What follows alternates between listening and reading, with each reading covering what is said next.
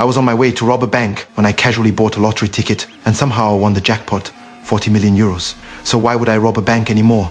I immediately pulled my two partners aside and told them the good news. But one of them, named Beth, refused to accept it. To him, robbing banks wasn't just a job, it was a belief. He said it was like going fishing and accidentally finding a huge fish on the road. Would you really cancel your fishing trip because of that? Since I couldn't convince him, I changed my strategy. I told him that with 40 million euros, we could buy better equipment for future robberies. No more cheap explosive vests. No more taking the subway to rob banks after a long argument. Beth finally agreed to postpone the robbery, but we were arguing so loudly the passengers secretly called the police.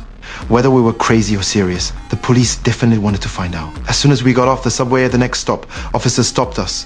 If they searched us, our explosive vests would be discovered, and I wasn't ready to die. At that moment, I had an idea.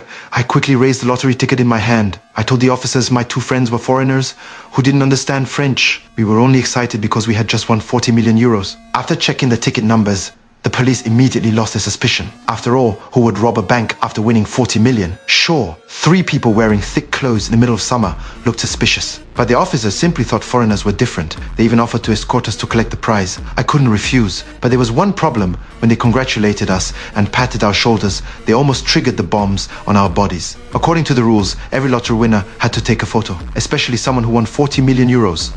2 officers even wanted to join the picture to share our luck. So we forced ourselves to smile.